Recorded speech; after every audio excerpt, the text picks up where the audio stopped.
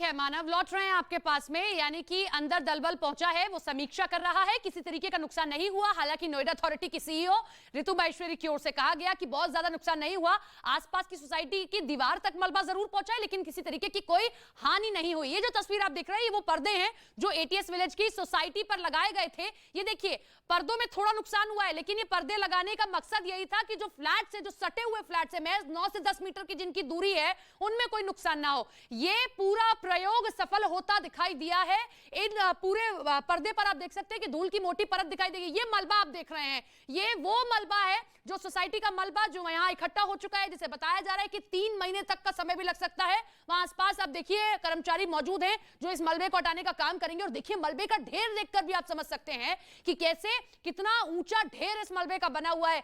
एक टावर था 32 मंजिल, एक टावर था 29 मंजिल। किस तरीके से उन दोनों टावरों को महज 7 सेकंड के अंदर धराशाही कर दिया गया। ये मलबे की तस्वीरें आप देख रहे हैं। ये मलबा, यहां न्यूज़ 18 एक्सक्लूसिवली आपको ये तस्वीरें दिखा रहा है। ये मलबा इकट्ठा हो चुका है। बताया जा रहा है कि 3 महीने तक का समय भी लग सकता है इस मलबे को हटाने के लिए। लेकिन उसके उधर वो सोसाइटीज आप देख रहे हैं जिनको सबसे ज्यादा खतरा था, जो सबसे ज्यादा नजदीक थी इन दोनों टावरों के। ये देखिए, आसपास कर्मचारी पहुंच चुके हैं, हटाने का काम शुरू कर दिया गया जो आसपास का ये मलबा है, ताकि ये रास्ता जो ब्लॉक हो गया है उसे साफ कर दिया जाए।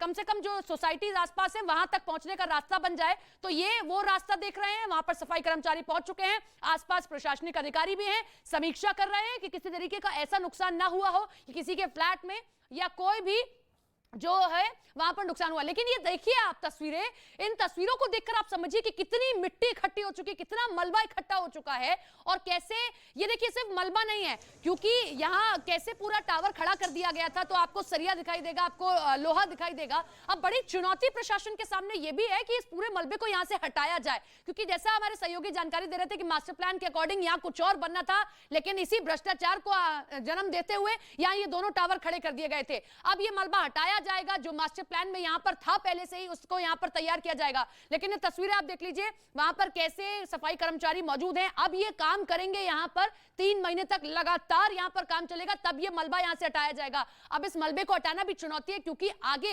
अगर बारिश हो जाती है तो ये सेटल डाउन हो जाएगा, लेकिन बारिश नहीं हुई, अगर धूल तेज चलती है, हवा तेज चलती है, तो ऐसे में ये मलबा भी इधर उधर जाएगा, ये धूल इधर उधर फैलेगी। इसीलिए अब प्रशासन के सामने चुनौती है कि इस मलबे को भी जल्दी से जल्दी हटाया जाए। आप देखिए कि कैसे फ्लोर तक, ये एटीएस विलेज की सोसाइटी आप देख रहे हैं, कैसे यहां पर कई मंजिल तक ये पूरा मलबा जमा हो चुका है। तो इस मलबे को हटाना भी प्रशासन के सामने चुनौती है। जल्दी से जल्दी इस मलबे को हटाया जाए, क्योंकि अगर ऐसा नहीं हुआ तो अगर तेज हवा चलती है तो ये धूल इधर उधर उड़ेगी और ऐसे में ये वायु प्रदूषण कर सकती है। इसीलिए अब इस पूरे मलबे को यहां से हटाना है। ये मलबा इस बात को दिखाता है, समझाता है, इमारतें कितनी भी बड़ी क्यों ना हो, अगर वो भ्रष्टाचार की नींव पर खड़ी की जाएंगी, गलत मंसूबों के साथ खड़ी की जाएंगी, मिली भगत के साथ, तो उन्हें ऐसे ही खत्म कर दिया जाएगा। अब से थोड़ी देर पहले, 1-1.5 घंटे पहले आप यहां 2 टावर देख रहे थे। ये वो 2 टावर थे जो भ्रष्टाचार के साथ, मिली भगत के साथ, सिर्फ खुद को फायदे में रखते हुए खड़े कर दिए गए थे,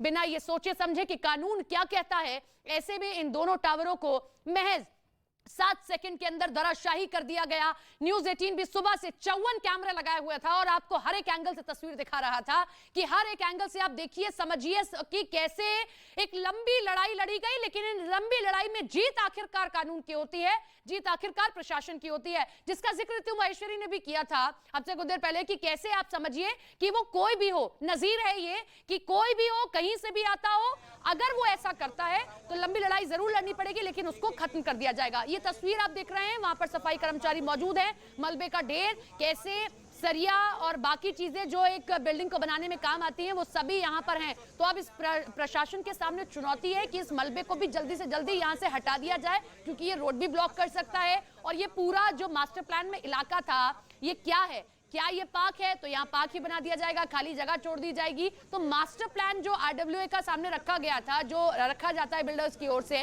वो रखा जाएगा, नोएडा अथॉरिटी देखेगी और जो भी उस मास्टर प्लान में होगा वो यहाँ फिर से बनाया जाएगा, बहाल किया जाएगा। लेकिन उससे पहले यहाँ पर 2 बड़े टावर खड़े हुए थे, वो 2 टावर भ्रष्टाचार की निशानी थे। वो 2 टावर ये बार बार दिखा रहे थे कि कैसे भ्रष्टाचार किया गया, लेकिन अब उसको खत्म कर दिया गया है।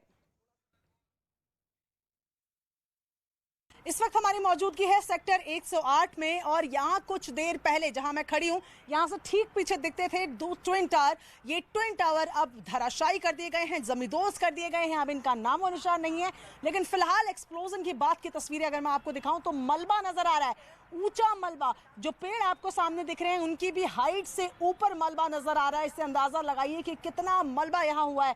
सीधा आप देखेंगे मलबा नजर आ रहा है, ऐसे थोड़े इधर जाएंगे तो इधर भी आपको जो कॉलम्स हैं वो गिरे हुए दिख रहे हैं मलबे के रूप में, यानी कि मलबा फिलहाल यहाँ नजर आने लगा है। कहाँ, यहाँ पर 32 और 29 मंजिलों की बड़ी इमारतें थी, फिलहाल यहाँ मलबा ही मलबा दिख रहा है। 80,000 टन मलबे का अनुमान अथॉरिटी की तरफ से लगाया गया है और इसके निस्तारण के लिए भी काम किया जाएगा। बताया जा रहा है कि इसमें से 40% जो मलबा है वो सेक्टर 80 में बने हुए एक आइसोलेटेड जगह में डंप किया जाएगा, जहां से साइंटिफिक प्रोसेस के जरिए वो होकर गुजरेगा। इसके साथ ही यहाँ पर इस मलबे को निकालने में, इसको साफ करने में अभी तक बताया जा रहा है कि 3 महीने का समय लगेगा। ट्रकों के 1300 के लगभग इसमें चक्कर लगेंगे और साथ ही साइंटिफिक प्रोसेस के बाद मलबे में से लोहे को अलग किया जाएगा, उस लोहे को बेचा जाएगा। बताया जा रहा है कि अभी तक जो एस्टिमेशन किया गया है 4000 किलो लोहा जो है वो इस मलबे से निकलेगा, जिससे लागत भी एडिफिस अपनी वसूल करेगा। फिलहाल ताजा तस्वीरें यही कि जहां ट्विन टावर थे आज वहां पर 4 से 5 मंजिला मलबा ही मलबा नजर आ रहा है। तो प्रियंका कांडपाल की रिपोर्ट आप देख रहे थे, हमारे साथ वो लाइव जुड़े हुए, उनका रुख कर लेते हैं। प्रियंका, हमने आपकी रिपोर्ट देखी, किस तरीके से 2 टावर अभी दिखाई दे रहे थे लेकिन कैसे 7 सेकंड में उनको धराशायी कर दिया गया। लोगों में उत्सुकता भी हमने देखी, अभी क्या तस्वीर? जी बिल्कुल, देखिए मैं अभी दूसरी लोकेशन में फिलहाल आ गई हूँ और यहाँ से जब हम कल तक या 3 घंटे पहले तक यहाँ जब खड़े थे तो यहाँ से ट्विन टावर दिख रहे थे।